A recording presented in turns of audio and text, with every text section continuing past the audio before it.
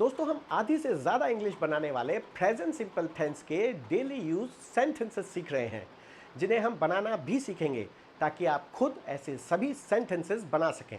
सबसे पहले हम सबसे कॉमन बी यानी होना वर्ब वाले सेंटेंसेस ले रहे हैं और हमारी बी वर्ब वाली फॉर्म नीले रंग में है। देखिए, एक कॉमनली बोला जाने वाला सेंटेंस है, क्या तुम पागल हो या तू पागल है क्या, यानी आर यू क्रेजी। अब इसका बेसिक पॉजिटिव सेंटेंस जिससे ये बना है वो है यू आर क्रेजी, यानी तुम पागल हो। और इसे यस नो आंसर वाले क्वेश्चन आर यू क्रेजी में बदलने के लिए ये main verb are subject you से पहले आ जाएगी और ये हो जाएगा आर यू क्रेजी या आर यू मैड। क्रेजी और मैड एक ही बात होती है और इसी को आर यू क्रेजी को बोल दिया जाता है आर यू मैड और वॉट, यानी तुम पागल हो कि क्या हो या तू पागल है कि क्या है।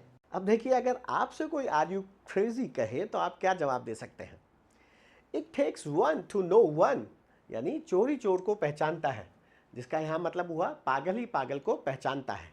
ये एक प्लेफुल काउंटर अटैक हो गया और इसमें ये टेक्स थर्ड पर्सन सिंगुलर वाली वर्ब प्लस एस या ईएस वाली फॉर्म है, जो थर्ड पर्सन सिंगुलर इट के लिए आई है। और ये इट अक्सर इलिप्टेड होता है, यानी बोला नहीं जाता, सिर्फ बोला जाता है takes one to know one, यानी तू भी पागल ही है इसलिए मेरे को पहचान रहा है। फिर आप कह सकते हैं I will take that as a compliment, यानी मैं इसे एक तारीफ की तरह लूँगा। ये एक कॉन्फिडेंट जवाब है कि मुझे घंटा फर्क नहीं पड़ता, मैं तो इसे तारीफ की तरह ले रहा हूँ।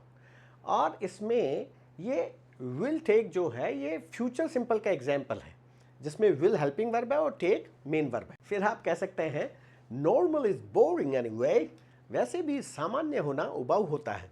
ये एक विटी यानी विनोदी जवाब हो गया। फिर अगर आपने इमोशनल होकर बात की हो और आपको आर यू क्रेजी कहा जाए तो आपको कहना चाहिए that's a rather insensitive way to address my emotions, यह मेरी भावनाओं के प्रति बहुत असंवेदनशील व्यवहार है।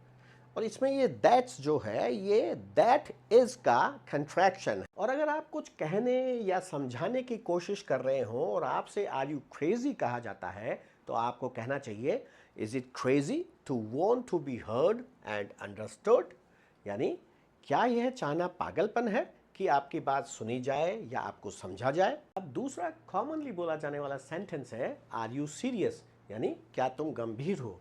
और ये यस नो आंसर वाला क्वेश्चन भी इसके basic positive sentence you are serious यानी तुम गंभीर हो से ही बना है, जिसमें ये main verb are subject you से पहले आ गई है और ये हो गया आर यू सीरियस। अब अगर आप सीरियस हो तो आपका जवाब हो सकता है yes I am completely serious या yes I am dead serious, यानी हाँ मैं पूरी तरह गंभीर हूँ।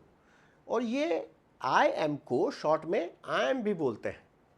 और इसकी जगह शॉर्ट में एक और जवाब हो सकता है, वो है जस्ट फॉर रियल, यानी वास्तव में। यानी आपसे कोई पूछे आर यू सीरियस तो आप कह सकते हैं फॉर रियल, वास्तव में। यह आप कटाक्ष करते हुए कह सकते हैं no I just like saying things for dramatic effect, नहीं मुझे बस नाटक के प्रभाव के लिए बातें कहना पसंद है। और नो की जगह नॉब भी बोल दिया जाता है स्टाइल में। और ये जो लाइक है ये प्रेजेंट सिंपल प्लूरल वाला फॉर्म है जो आई के लिए आया है। या आप थोड़ा तल्ख सा जवाब दे सकते हैं कि do I look like a comedian, क्या मैं एक मस्करे जैसा दिखता हूँ। अब ये भी प्रेजेंट सिंपल का ही एग्जाम्पल है, लेकिन इसमें मेन वर्ब लुक है, इसलिए क्वेश्चन बनाने के लिए हेल्पिंग वर्ब डू की जरूरत पड़ी है। जबकि बी वर्ब के केस में ऐसा नहीं होता, क्योंकि बी वर्ब खुद ही क्वेश्चन और नेगेटिव्स बना लेती है।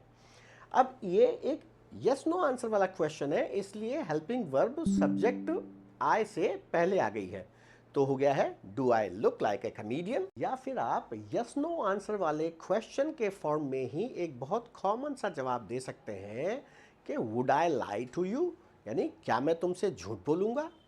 और इसमें ये वुड एक मॉडल हेल्पिंग वर्ब है जो सब्जेक्ट आई से पहले आके यस नो आंसर वाला क्वेश्चन बना रही है।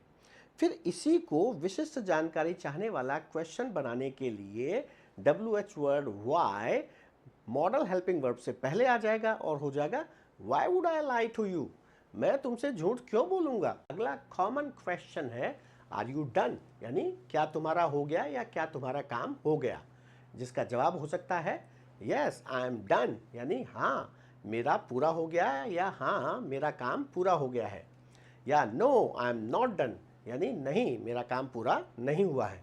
और no I am not done को शॉर्ट में ऐसे भी कह सकते हैं, नो नॉट येट, यानी नहीं अभी नहीं, यानी अभी मेरा काम पूरा नहीं हुआ है। अच्छा, लेकिन ये आर यू डन कभी कभी कटाक्ष वे में भी कहा जाता है। जैसे मान लीजिए कोई बहुत ज़्यादा मस्करी कर रहा है या बदमाशी कर रहा है, तो आप बोल सकते हो आर यू डन, हो गया तेरा। अगर आपकी किसी से बहस हो जाए और अगला व्यक्ति नाराज होते हुए या डराते हुए आपसे कहे are you in the mood to fight, यानी क्या तुम लड़ने के मूड में हो। अब याद कीजिए, इन द मूड फॉर और इन द मूड टू वाले एग्जाम्पल हमने पिछले वीडियो में भी लिए थे। अब आपका जवाब क्या हो सकता है, I am a lover not a fighter, but I am always down for a spirited debate. मैं एक मोहब्बत करने वाला आदमी हूँ, लड़ाकू नहीं, लेकिन मैं जोशीली बहस के लिए हमेशा तैयार रहता हूँ। अब अगर आपको वीडियो पसंद आया हो तो वीडियो को लाइक और चैनल को सब्सक्राइब करना मत भूलिएगा। तो मिलते हैं अगले वीडियो में इसी तरह के कॉमन और काम के सेंटेंसेस के साथ।